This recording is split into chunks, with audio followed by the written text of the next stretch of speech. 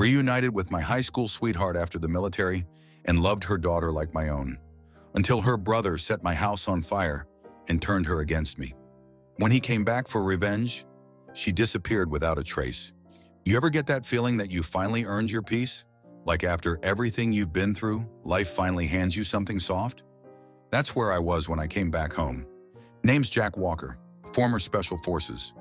I'd spent nearly a decade in some of the most volatile parts of the world, doing things I can't talk about, seeing things I still wish I hadn't. One day I stepped on a buried shell casing that didn't belong there. Just like that, boom, combat career over. They patched me up, pinned a few medals to my chest, and sent me home with a limp and a thank you letter. That was the first time I didn't know what came next. I ended up back in the same small town I'd left years ago, thinking I'd never see it again. Back then, I was just some scrappy teen with too much anger and not enough guidance. And the only bright part of those years was Emily Harris, my high school sweetheart. She was the girl every guy liked, but for some damn miracle, she picked me. We dated until I enlisted. We wrote letters for a while, but life happens and people drift. I heard she got married young and had a kid. I never asked questions. Then one afternoon, a chance encounter at the local grocery store changed everything. She was standing in front of the cereal aisle trying to juggle a box of Lucky Charms and a very energetic little girl. I almost didn't recognize her. Her hair was shorter, her eyes a little more tired. But then she looked up and smiled. That same smile, the kind that makes you forget how to breathe. "Jack," she said, like she wasn't sure if I was real. I nodded. In the flesh. Well, most of it. We talked, caught up. That little girl bouncing around in circles. That was Lily, 3 years old. Her father had split before she was born. Emily had been doing it all on her own since. We met again for coffee the next day. Then again, and again. Before I knew it, we were back in each other's lives like no time had passed at all. She never made me feel like I was broken. She let me limp in peace. Lily took to me fast. Called me Captain Jack, after some cartoon pirate she liked. I'd take her to the park, teach her how to kick a soccer ball, and read her bedtime stories about dragons and spaceships. For the first time since getting discharged, I felt wanted. Not for what I could do, just for being me. But peace, as I've learned, doesn't last. His name was Travis Cole. At first, Emily called him her brother, which confused the hell out of me. He was clearly not blood. She admitted eventually he was more like an old family friend. Someone she used to work with back in her rougher days before she cleaned her life up. He had nowhere to go, she said. Just needed a couch to crash on. I didn't like him from the jump. Twitchy eyes, grimy fingernails, that energy you feel in your gut before a bar fight breaks out. But I trusted Emily. I wanted to believe she saw something in him I didn't. Then one night, I woke up in her place to the sound of heavy footsteps on the stairs. Instinct kicked in. I grabbed the pistol I kept under my coat and called out. That's when I heard him yell Emily's name. She came running out of her room wearing just a t-shirt and told me to put the gun away. "It's just Travis," she said. Like that was supposed to make everything okay. He was high. I knew it the second I saw the twitch in his jaw. Emily tried to reason with him, but he was ranting about needing cash, how his dealer was after him, how no one had his back. He spotted me and immediately started posturing, called me hero boy and spat on my boots. I didn't say a word, just stood there. Emily promised it was just a rough night, said she'd get him into a program. I wanted to believe her, and I needed to believe her. But Travis never left. Days turned into weeks, and suddenly I was sharing space with a manipulative junkie who treated Emily like his personal maid and glared at me like I'd stolen his dog. He'd belittle her in front of Lily, scream if his coffee wasn't hot, make comments about me not being man enough with my limp. I kept my cool, for Emily and for Lily. But then came the night everything exploded. It was raining. I had just gotten back from picking Lily up from daycare. She'd made me a paper crown and insisted I wear it on my head all the way home. I walked in, dripping wet, to see Travis rifling through my duffel bag. My military duffel bag. "What the hell are you doing?" I asked, keeping my voice even. He looked up with a smirk. "Just checking what kind of goodies the war hero brought back." I told him to back off. That's when he lunged. He hit me hard. Didn't expect him to be strong, but the drugs had him wired. We went down together, crashing into the side table. Lily screamed from the other room. I got him in a headlock, started throwing punches. Then the fire alarm started blaring. Travis had knocked over a candle and the curtains caught. Smoke spread fast. I grabbed Lily, wrapped her in my coat, and ran outside. Emily followed, coughing, dragging Travis out by the arm. My home, our home, was half charred by the time the fire crew got there. I pressed charges the next day. Assault, arson, the whole list. I wasn't going to let this man destroy what little life I had left. Emily was torn up about it. At first, she thanked me for protecting Lily, said she knew it had to be done, but that didn't last. Travis cried to her, claimed I set him up, that he was trying to get clean and I was jealous. Emily started pulling away, stopped returning my calls, said maybe I'd been too aggressive, that maybe Travis needed help, not prison. In court, the evidence was clear. My bruises, the neighbor's video footage, the fire marshal's report. Travis was sentenced to 3 years, but Emily didn't wait for the ink to dry. She ghosted me, told me Lily was too young to be around violence, said I'd brought the war home with me. I tried to talk to her, begged for even a minute with Lily, but she blocked me and I never got to say goodbye. I don't know what hurt more, losing the woman I loved or losing the little girl who made me feel human again. All I know is that was the night I stopped believing in second chances, and I had no idea that it was only the beginning. You know the saying, when someone shows you who they are, believe them? I wish to God I'd listened the first time. Travis was behind bars and I was finally trying to piece my life back together. I moved into a small apartment on the edge of town. Cheap, nothing fancy. No photos on the walls, no color in the rooms. Just the bare bones of a man starting over. I told myself I'd done the right thing, that protecting myself and Lily was the only choice. But somehow that didn't stop the guilt from eating me alive. And then, 3 months later, Emily called. I stared at the name on my phone for a full minute before I picked up. "Jack," she said, "he's out." My stomach turned. Travis had only done a fraction of his sentence. I should have known he'd find a way to slither out. Some overcrowding excuse, some early parole. "He's staying with me," she said next, her voice tight, "just until he gets back on his feet." I didn't say anything. I was too stunned to form words. "He has nowhere else, Jack." I finally managed to whisper, "Emily, after everything he did." "He's Lily's uncle." "No, he's not. You know that's a lie." "He was there when no one else was." I almost dropped the phone. She sounded defeated, like the woman who once fought beside me was gone, replaced by someone clinging to a broken version of loyalty. I didn't argue. I knew I wouldn't win. From that point on, things got bad, fast. I'd still see Emily sometimes, mostly in passing. A brief chat when I drop off something she left at my place, an awkward wave from across the parking lot. But every time I saw her, she looked more run down, hollow. And Travis, he'd just smirk. He'd go out of his way to provoke me, walk past me too close, whisper threats under his breath, give Lily twisted little jokes to repeat back to me like, "Uncle Travis says you're not a real soldier, just a cripple with a gun." Then came the night that still burns in my memory. It was a Saturday. Emily had invited me over for dinner. She said Lily missed me, and I, stupidly, thought maybe things were getting better. Lily ran into my arms the moment I walked in. We played with her stuffed animals on the floor while Emily finished cooking. For one tiny second, it felt like the life I wanted was within reach again. Then Travis walked out of the bathroom. Drunk, eyes red, reeking of booze, shirtless, like this was his home. He sat down on the couch across from us, staring, not saying a word. Just this long, slow, mocking smile. I told Emily I'd better go. She insisted I stay. Travis laughed. "Yeah, Jack, stay. I got something to show you." I turned toward him just in time to see his arms twitch. Then he shoved me, hard. I lost my balance on the top step of their split-level hallway, went down like a sack of bricks, slammed every step, heard something pop in my shoulder when I landed, and when I tried to get up, Travis was standing over me shouting, "You think you're tough? You think you can take Lily from me?" Emily came screaming out of the kitchen. Lily was crying. I don't even remember getting back to my feet, just the red haze behind my eyes as I lunged. I hit him, once, twice. Then I was on top of him, hammering my fists into his face like my life depended on it.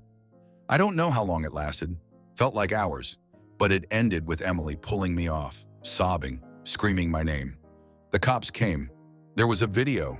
Their security camera caught everything, from Travis shoving me to the beating I gave him after.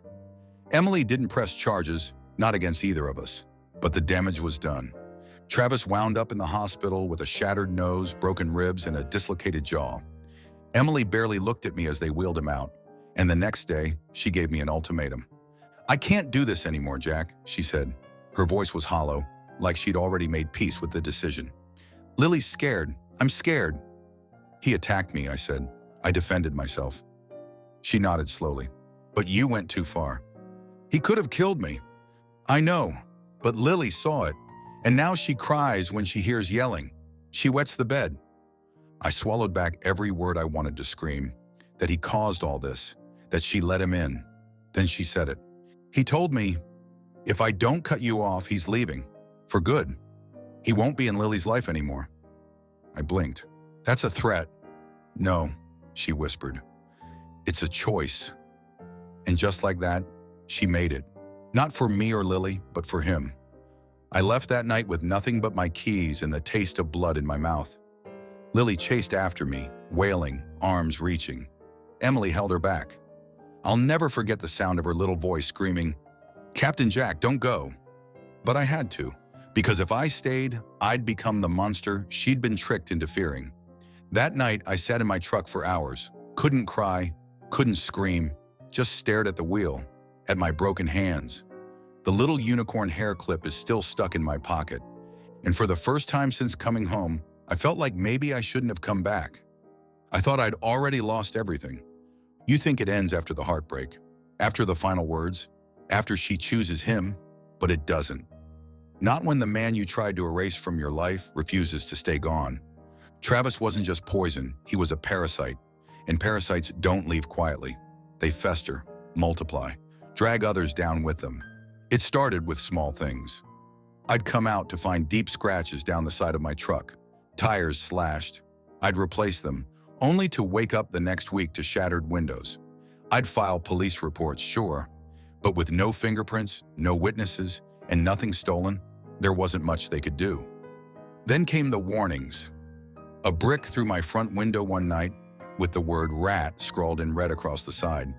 Another time, I found my mailbox torn off its post, filled with dead mice. Sometimes it was the silence that made it worse. The waiting. The constant feeling that someone was watching, that at any moment something would blow. I'd sleep with my pistol on the nightstand, but sleep barely came. And when it did, it came with nightmares of Lily crying, of Emily screaming, of Travis's eyes just before he shoved me down the stairs. I tried telling myself I could outlast it, that the cops would build a case, that karma would catch up, but Travis wasn't acting alone anymore. He brought friends, 4 of them, Nate, Rico, Marcus, and Denny. All ex-cons or local lowlifes with no jobs, no prospects, and no fear. I knew the type. They followed Travis like he was some cult leader, like hurting me was doing the world a favor. They started showing up near my apartment complex, hanging around the alley, following me to the gas station. One of them, Marcus, I think, once leaned into my window while I was parked at a red light and whispered, "We're gonna finish what you started, soldier boy." I told the cops, again, nothing came of it. And the whole time Travis played innocent. He was working at some sketchy auto shop out by the highway, just enough of a front to keep his nose clean while his boys did the dirty work. Word around town was he was trying to turn his life around. Even got Emily to post some nonsense online about second chances. But I knew better. He was building up to something. And then he lost his job. A detective investigating the fire at my old place traced the homemade accelerant to a stash in Travis's shop locker. The owner panicked and fired him on the spot. That's when everything boiled over. It was a Thursday night. I remember because I'd just finished emailing a client for the cybersecurity business I'd started from home. The rain outside had stopped and the power had flickered once already, so I figured I'd shut things down early and go to bed. Then I heard it, glass breaking. The back door. I reached for my pistol. Didn't find it. I'd left it in the bedroom. I crept through the hallway barefoot, heart pounding so loud I swear it echoed off the walls. I could hear them. 4 sets of feet, whispering, laughing low. Like this was all some twisted game. I made it to my room, locked the door, grabbed the Glock from the drawer. Then the first one tried to kick the door in. I warned them, told them I was armed. They didn't care. The door burst open and chaos flooded in. Nate was first. I fired once, center mass. He dropped. Rico screamed and rushed me. I ducked, fired again. Chest shot, down. The third one, Marcus, tried to run. I shot him in the back. 3 bodies hit the floor before I even processed what I'd done. And then I saw Travis. Not charging like the others, just standing there, watching me, grinning. He didn't flinch as I raised the gun, didn't run, just said, "You always think you're the hero." I pulled the trigger, click, empty. I didn't even realize I'd fired every round. Before I could reload, he lunged. We crashed into the dresser, fists flying. He bit me. I elbowed him in the neck. He clawed at my face. I managed to grab the lamp cord and wrap it around his throat. He reached for a knife in his boot, slashed me across the ribs. I slammed him into the floor. Again. Again. He stopped moving, but he was still breathing. Paralyzed. That's what the doctor said later. Spinal trauma, permanent. The cops came, took photos, statements, evidence bags. For once, everything was clean. Cut and dry. Self-defense. 3 men are dead, 1 crippled. The DA didn't press charges. Travis went to trial for everything. Arson, conspiracy, assault, home invasion. His friends were all career criminals. The jury didn't need much convincing. Life in prison, no chance of parole. I thought that would feel like closure, but it didn't. Because while the world saw a war hero defending his home, Emily saw a killer. She didn't answer my calls, didn't show up to the trial. Just one day her number stopped working, her social media was gone. Mutual friends said she moved, out of state maybe. No one knew where. Or maybe no one wanted to tell me. I never saw her again, never held Lily, never got the ending I'd fought for. Just me, an empty apartment, in a town that now whispered my name like it meant danger. I didn't care about their whispers, but her silence, that tore me apart. They say surviving the fight is the hard part, but it's what comes after, when the smoke clears, when the adrenaline's gone, when you're left alone with your memories. That's when the real war begins. After the shooting, after the sentencing, after Travis was rolled out of that courtroom in a wheelchair, I came home to silence. No cameras, no celebration, just the creak of my door closing behind me. The neighbors avoided my eyes. Some offered me awkward nods like I was some kind of vigilante. Others crossed the street when they saw me coming. And Emily? Nothing. Not a call, not a text, not even a letter. Just gone. I asked around. Quietly, someone said she sold the house, moved a few towns over, maybe out of state, took a job in early childhood education. Another said they saw her with a new guy, a safe one, whatever that meant. No criminal history. Probably couldn't throw a punch if his life depended on it. And Lily, God, I missed her like a missing limb. Every corner of my apartment had a memory of her. The unicorn hair clip is in the junk drawer. The tiny crayon mark on the hallway wall. A stuffed giraffe was tucked behind the couch that I couldn't bring myself to throw out. I didn't touch my gun again for over a year. The thought of holding one made me nauseous. I kept seeing their faces. The way Nate dropped, the way Rico clutched his chest, the way Travis grinned right before everything went black. The Navy offered therapy, PTSD support groups. I took it, not because I believed it would help, but because I had nothing left to lose. And slowly, it started to chip away at the wreckage I'd become. I talked. For the first time in my life, I talked. About the war, about Emily, about the guilt that clung to me like mold in the corners of my soul. Somewhere in all that wreckage, I found space to rebuild. Piece by piece, I leaned hard into the one thing I still had control over, my work. I launched a cybersecurity firm from my apartment, mostly helping small businesses protect themselves against ransomware and data theft. It wasn't glamorous, but it was quiet, safe, and it paid the bills. One day, about 2 years after everything went down, I met Sarah Jensen. It was nothing romantic at first. She was a referral from a friend, someone who ran a nonprofit for military families and needed help securing their servers. She had this calm about her, the kind of woman who didn't flinch when she saw my scars, didn't ask about the limp, didn't fill the silence with pity. She listened, and I didn't realize how much I needed that. Our first few lunches turned into dinners. Dinners turned into weekends. We took things slow, really slow because I was terrified of getting it wrong again, of dragging someone into my mess. But Sarah, she met my mess head on. "I'm not here to fix you," she said once, "but I won't let you carry this alone." She was strong in a way that didn't need volume. Steady, kind. She taught me to breathe again. We moved in together after a year. Got a dog named Max. She wanted a golden retriever. I wanted something with bite. We compromised on a pit lab mix who thinks he's a lapdog. And for the first time in years, I slept through the night. Still, there were days I'd check the mail hoping for a letter from Emily. Something. Anything. Just to know if Lily still remembered me. But it never came. Then one afternoon, 3 years to the day after the break-in, I got a Google alert I didn't even remember setting. Travis Cole killed in prison altercation. I stared at the headline, blinking like I'd misread it. Apparently, he'd mouthed off to the wrong lifer. Got cornered in the showers. A guard found him slumped against the tile, neck broken. No suspects. No one cared enough to investigate. He died the way he lived, making enemies and pushing boundaries. And me?